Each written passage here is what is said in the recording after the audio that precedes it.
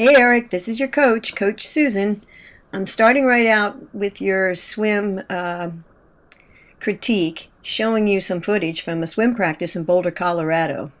These are some world champion triathletes. In fact, concealed in this mix are two St. Anthony's winners. I'll point them out to you when we get there. But the biggest thing I want you to notice as you're watching in slow motion is the power out of their core. You have a lot of shoulder action and you're not making use of your core, which you'll see when we get to your swim footage.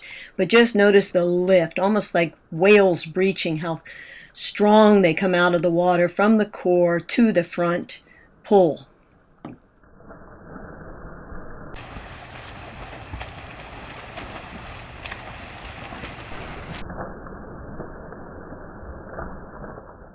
And here they are, Matt Reed, closest to the screen edge there, tan looking, and Cameron Dye, both of whom have won St. Anthony's probably more than once.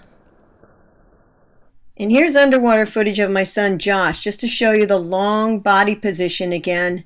You'll see him in a line and the strong popped elbow under the water for the pull.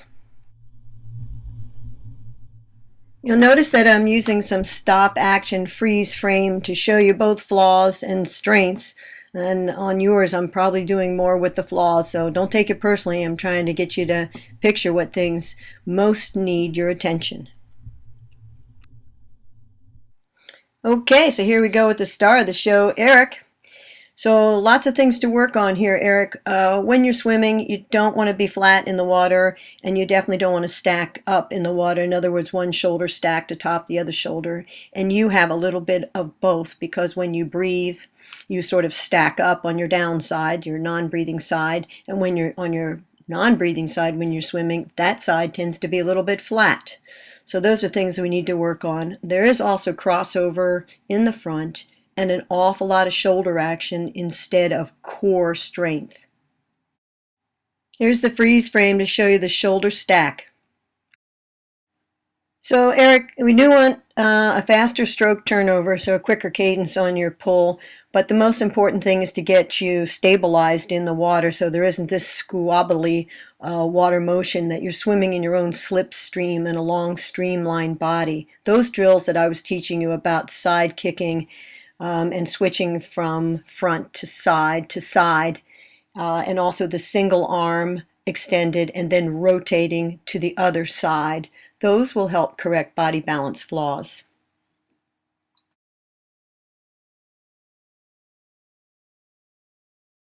To fix this awkward hand position, it's thumb to thigh as you push off the hip and recover with a high elbow.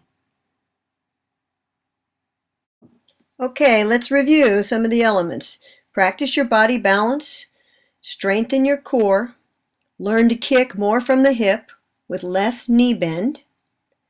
Be careful about over-rotating and under-rotating so that you're not stacking up and you're not flat in the water. You can see here you've fallen in the water.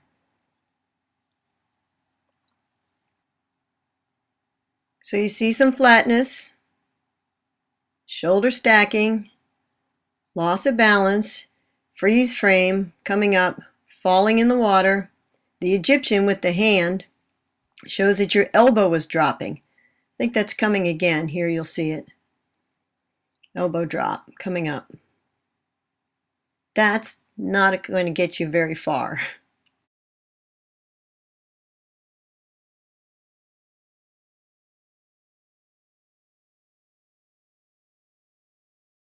Can you see the miscommunication between upper and lower body here?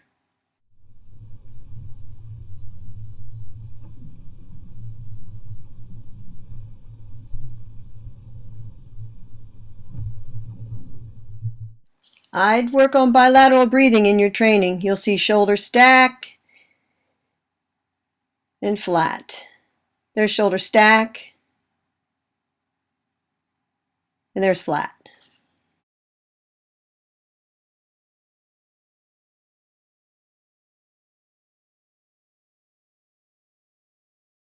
Here are some freeze frames of the flaws. There's falling in the water.